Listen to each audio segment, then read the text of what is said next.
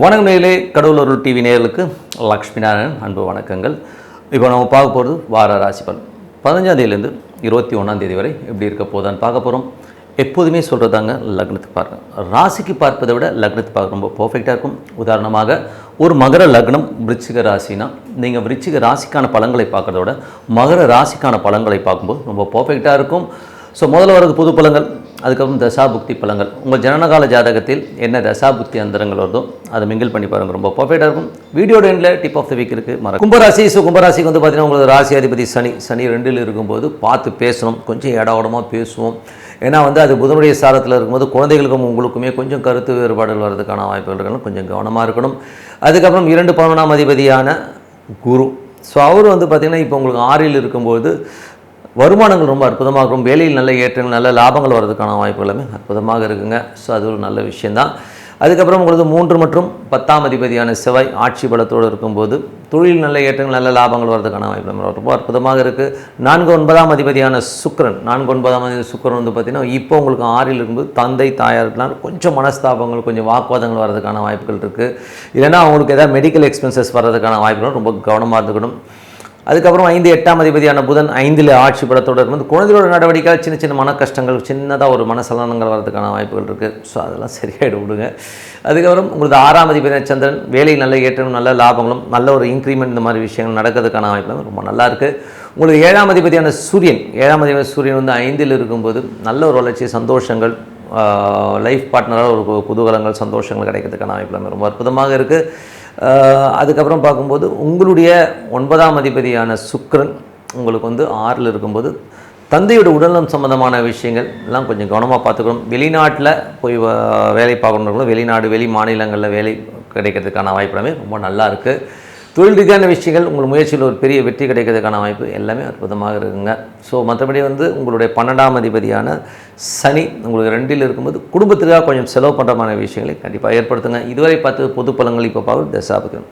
கும்பலக்னமாக வந்து சூரியன் தசாபுத்திரம். சூரியன் வந்து 7ஆம் அதிபதி இப்போ 5ல் இருக்கும்போது ஆன்மீக சுற்றுலா, ஆன்மீக பயணங்கள், குலதெய்வ வழிபாடு சிறப்பான பலன்களை கண்டிப்பாக கொடுக்குங்க.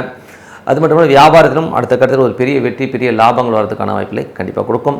கும்பலக்னமாக இருந்து சந்திர தேசாபத்தியம். சந்திரன் 6ஆம் அதிபதி வந்து பார்த்திங்கன்னா வீடு, நிலபுலன்கள், சொத்துக்கள், லோன் போட்டு வாங்கலாங்கிற எண்ணங்களை உருவாக்கும். குழந்தைகளும் அடுத்த கட்டத்திற்கு முன்னேறதுக்கான வாய்ப்பு, வேலையிலும் நல்ல ஏற்றங்கள், நல்ல இன்க்ரிமெண்ட் கிடைக்கிறதுக்கான வாய்ப்பு எல்லாமே ரொம்ப நல்லா இருக்குது. கும்பலக்னமாக வந்து செவ்வாய் தேசாபத்தியந்திரங்கள். செவ்வாய் வந்து பார்த்திங்கன்னா தொழில் நல்ல வெற்றி, உங்கள் முயற்சியில் ஒரு பெரிய வெற்றி கிடைக்கிறதுக்கான வாய்ப்புகள் எல்லாமே ரொம்ப அற்புதமாக இருக்குங்க. கும்ப லக்னமாக வந்து ராகு தேசாபத்தியந்திரங்கள். ராகு வந்து பார்த்திங்கன்னா ஒரு ராசியிலேயும் கொஞ்சம் எமோஷனாக இருப்பீங்க, கொஞ்சம் தடார்படான்னு பேசுகிறது எல்லாமே கொஞ்சம் அவாய்ட் பண்ணிக்கிறது ரொம்ப ரொம்ப நல்லது. கும்ப லக்னமாக இருந்து குரு தேசாபத்தியந்திரங்கள். குரு வந்து பார்த்திங்கன்னா இப்போ உங்களுக்கு வந்து 6ல் வந்து உச்சமாக இருக்கும்பொழுது உடல் ரீதியான விஷயம் ரொம்ப கவனமாக இருக்கணும், ஓகேங்களா? ஸோ அதுதான் மெயினான விஷயம். ஏன்னா வந்து கொழுப்பு கட்டிகள், கொழுப்பு சம்மந்தமான விஷயங்களும் கொஞ்சம் அவாய்ட் பண்ணிக்கிறது ரொம்ப ரொம்ப நல்லது. ஏதாச்சும் ஒன்றுனாலும் உடனே வந்து ஒரு ஹாஸ்பிட்டல் போய்ட்டு ட்ரீட்மெண்ட் எல்லாம் கொஞ்சம் கரெக்டாக பார்த்துக்கோங்க. கும்ப லக்னமாக இருந்து சனி தேசாபத்தியம். சனி வந்து பார்த்திங்கன்னா 2ல் இருக்கும்போது நல்ல வருமானம், நல்ல ஏற்றங்கள் வரும். குடும்பத்திற்கான சில நேரங்கள் நிறைய செலவு பண்ணுற மாதிரி சூழ்நிலை கண்டிப்பாக ஏற்படுத்தும். கும்ப லக்னமாக இருந்து புதன் தேசாபத்தியம் 5 8ஆம் அதிபதியான புதன் 5ல் இருக்கும்போது குழந்தைகள் நல்ல சந்தோஷங்கள், குதூகலங்கள் வந்தாலும் சின்ன சின்ன மனசங்கடங்களும் இருக்கும். ஸோ அதெல்லாம் ஆல் இந்த கேம்னு சொல்லிட்டு போயிட்டே இருக்க வேண்டியதான். கும்ப லக்னம் வந்து கேது தேசாபத்தியம். கேது 7ல் இருக்கும்போது கணவன் மனைவிக்குள்ள சின்ன சின்ன ஒரு டிஃப்ரென்ஸ் ஆஃப் ஒப்பீனியன், ஒரு ஈகோ இருந்துட்டு தான் இருக்கும். கொஞ்சம் அட்ஜஸ்ட் பண்ணி போகிறது ரொம்ப ரொம்ப நல்லது. சர்வ கோயில் வழிபாடுகள் அற்புதமான பலன்களை கொடுக்கும். கும்ப லக்னமாக இருந்து சுக்கிர தசாபத்தியந்திரங்கள். சுக்கிரன் வந்து 4 9ஆம் அதிபதியான சுக்கிரன் உங்களுக்கு வந்து பார்த்திங்கன்னா இப்போது வந்து 6ல் இருக்கும்போது புதிய வண்டி, வாகன, நிலபுலன்கள், லோன் போட்டு வாங்குறதுக்கான வாய்ப்புகளுமே அற்புதமாக இருக்குங்க. Tip of the week. So tip of the வீக்கில் சஷ்டி விரதம். ஸோ சஷ்டி விரதம்ங்கிறது வந்து பார்த்திங்கன்னா ரொம்ப ஒரு பவர்ஃபுல்லான விரதம். அதில் வந்து என்னென்னா எல்லோருமே என்ன நினைப்போம்னா கொஞ்சம் இப்போ இருக்கிற ஜென்ரேஷன்ஸுக்கு வந்து இந்த விரதங்களை பற்றியோ இந்த ஆன்மீகம் சம்மந்தமான விஷயங்களையோ வந்து அதை பற்றின ஒரு பெரிய நாட்டமே இல்லை. அவங்க என்ன நினைக்கிறாங்க, என்னத்தை இதெல்லாம் பண்ணிவிட்டு என்னதை பண்ணிகிட்டு இருக்கீங்க, என்ன வரும் ஏது வரும் அப்படின்ட்டு நினைக்கிறாங்க. மெயினாக இதில் வந்து முக்கியமாக தெரிஞ்சுக்கிற ஒரு விஷயம் என்னென்னா நம்பிக்கை. ஸோ ஒரு நம்பிக்கைங்கிறது வந்து எவ்வளோ முக்கியம் தெரியுங்களா? ஸோ நீங்கள் மனதார வந்து ஒரு இறைவன் இருக்கிறதா நினச்சி நம்ம நம்பிக்கையாக செய்கிற ஒரு விரதங்கள் கண்டிப்பாக ஒரு பெரிய பலன்களை கொடுத்துரும். இதுக்கு உதாரணமாக ஒரு சின்ன ஒரு விஷயம் சொல்கிறேன் கேளுங்க. இந்த பலன்கள் உடனே கிடைக்குமா அப்படின்னு கேட்டிங்கன்னா இல்லைங்க. சில டைமில் வந்து லேட்டு கூட ஆகுது. ஏன்னா சில கர்மாக்களால் கொஞ்சம் டிலே ஆனாலும் அதுக்கப்புறம் கொடுக்குற வளர்ச்சி ஒரு பெரிய வளர்ச்சியாக இருக்குங்க. ஸோ இதுக்கு ஒரு சின்ன உதாரணம், ஒரு குட்டி கதை சொல்லிடுறேன். இது வந்து பார்த்திங்கன்னா ஒரு அம்மா இருந்தாங்க எங்கள் வீட்டு பக்கத்தில். அவங்க ஹஸ்பண்ட் வந்து ஒரு டிரைவர். ஸோ ரொம்ப கடினமான உழைப்புனா ஒன்றும் பெரிய வருமானம் இல்லை. அந்த அம்மா ஒரு கயிறு தான் போட்டிருக்கோம். ஸோ கயிறு போட்டுட்ருக்கோம். அவங்க 2 பிள்ளைங்க. படிக்க வைக்கிறதுக்கே ரொம்ப கஷ்டம். படிக்க வைக்கிறதுக்கு அவ்வளோ கஷ்டப்படுவாங்க. கடன்கள் நிறைய வாங்குவாங்க. ஏன்னா வண்டி ஓட்டுவார் இல்லையா டிரைவர்னும் போது, வண்டி வந்து அப்போலாம் வந்து இப்போ வாங்குற மாதிரி காரில் வந்து இஎம்ஐஸ்லாம் போட்டுலாம் எடுக்க முடியாது. எல்லாம் சேடுக்கிட்ட போய் தான் வாங்குவாங்க. ஒரு செகண்ட் ஹேண்ட் கார் வாங்கி தான் ஓட்டுவாங்க. அவங்களாம் சினிமா அந்த மாதிரி விஷயங்களுக்கு ஓட்டுவாங்க.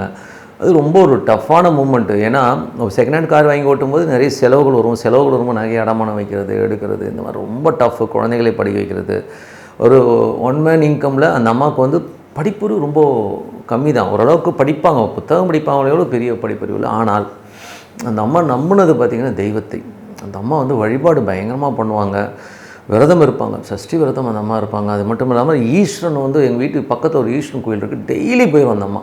டெய்லி நமக்கே வந்து ஒரு மாதிரி இருக்கும், என்னடா அது இந்த அம்மா அப்படி. அந்த அம்மா ஒரு நம்பிக்கை, என் குடும்பம் நல்லா வந்துடும், எங்கள் குடும்பம் ஒரு பெரிய லெவலில் வரும்ன்ற ஒரு நம்பிக்கையில் அந்த அம்மா வந்து சுற்றிச்சு. இத்தனைக்கும் படிப்பு ரொம்ப பெருசாக இல்லைங்க, எனக்கு தெரிஞ்சு 8வது 9வது தான் படிச்சிருப்பாங்க.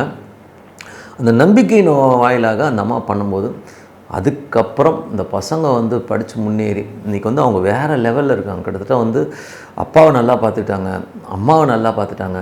அதுக்கப்புறம் அந்த அம்மா வந்து வருங்காலங்களில் வந்து பொழுது போலேன்னு சொல்லிட்டு இந்த மெடிசன் புக்ஸ் எல்லாம் படித்தாங்க, நல்லா படித்தாங்க. ஒரு 8வது 9வது படித்தவங்க மெடிசன் சம்மந்தமான புக்ஸை படிச்சுட்டு ஒரு டாக்டர் ஒரு மருந்து எழுதி கொடுத்தாங்கன்னா அந்த மெடிசன் சம்மந்தமான விஷயங்களை வந்து அவங்க சொல்லுவாங்க. இல்லை இந்த மாத்திரை இந்த காம்பினேஷனில் இருக்குது, இப்படி ஆகும், இதுக்காக தான் கொடுத்தாங்களான்னு சொல்லிவிட்டு அந்த அம்மா வந்து சொல்லுவாங்க. அந்த அளவுக்கு அவங்க நாலேஜும் டெவலப் பண்ணிட்டாங்க. குழந்தைகள் வந்து அவங்கள வந்து அப்படியே அழகாக பார்த்துக்கிட்டாங்க. கிட்டத்தட்ட வந்து தாயாருக்கு வந்து நல்ல ஒரு செல்வ செழிப்பான வாழ்க்கை, ரொம்ப சந்தோஷமான வாழ்க்கை. குழந்தைங்கள்லாம் ஃபாரின்லாம் போய் பெரிய லெவலில் வந்து அவங்க செட்டில் ஆனாங்க. இது என் கண் எதிர்க்க பார்த்தது. ஒரு விரதங்களும் ஒரு நல்ல விஷயங்களும் பார்த்திங்கன்னா உங்களுக்கு பெரிய லெவலில் முன்னேறும். ஆனால் அதுக்கு தேவை நம்பிக்கை, பொறுமை. அதனால் இது சஷ்டி விரதம். இப்போ நம்ம பேசும்போது சஷ்டி விரதத்துக்கு வந்து ஏன் சொல்கிறேன்னா, விரதத்தை வந்து ரொம்ப கேர்லெஸ்ஸாக எடுத்துக்கக்கூடாதுங்கிறதுக்காக தான் நான் எவ்வளோ தூரம் சொல்கிறது. ஸோ சஷ்டி விரதம் ரொம்ப முக்கியம். அதுவும் முருகனை நினச்சி அவனெல்லாம் நானாக வந்து வேண்டிக்கும் போது பேராண்டின்னு வேண்டே பேராடின்னு தான் கூப்பிடுவேன். வாடா போடான்னு பேசுகிற அளவுக்கு. ஏன்னா நான் உறவுகளாக வச்சுக்கிட்டோம்னு வைங்களேன், அது ஒரு சின்ன சந்தோஷத்தை தரும். ஓகேங்களா? ஸோ எனக்கு வந்து முருகன் அந்த கோயிலுக்கு போகும்போது ஏதாவது ரூபத்தில் வந்து முருகன் நம்ம கூட வந்துடும் அப்படி. ஸோ அந்த மாதிரி போன வாட்டி கூட திருச்செந்தூர் போகும்போது நான் போயிட்டு இருக்கும்போது ஒரு குட்டி பையன் நான் கந்தசஷ்டி கவசம் சொல்கிறான், அந்த அம்மா சொல்லுது, நான் அப்படியே மிரண்டேன். என்னடா அது கந்தசஷ்டி கவசம் சொல்கிறாங்களா, ஏமா இத்தினூண்டு பயிலாக பேசுகிறான், அவன் பூச நட்சத்திரம் வியாழக்கிழமை பிறந்தவன் வச்சதம்மா.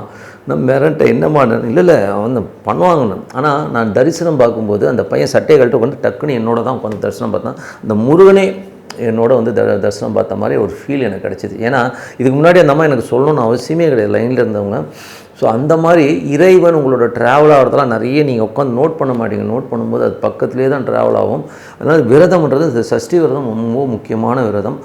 குழந்தை வரம் வேண்டி முருகனை வந்து வேண்டிக்கோங்க, ரொம்ப சூப்பராக இருக்கும். முருகன் வந்து அவ்வளோ அழகாக அருமையான குழந்தையாக பிறப்பாங்க. இந்த விரதம் வந்து அவ்வளோ, நீங்கள் வந்து முதல்ல வந்து இந்த சுகரு ப்ரெஷரு இதெல்லாம் இருக்கவங்க இந்த விரதம்லாம் இருக்காதீங்க. முதல்ல அதை சொல்லிடுறேன். ஏன்னா நீங்கள் சுகர் ப்ரெஷர்லாம் வச்சுக்கிட்டு நீங்கள் விரதம் இருந்தீங்கன்னா அது ரொம்ப சைடு எஃபெக்ட் இருக்கும். அந்த மாத்திரை போடுறவங்களாம் இருக்காதீங்க. மற்றபடி நீங்கள் வந்து நல்ல ஃபிசிக்காக இருங்க. ஒரு நாள் காலையிலேருந்து சாயங்காலம் வரை இந்த விரதம் இருங்க, அற்புதமான பலன். முருகன் வந்து உங்கள் வீட்டில் வருவாங்க.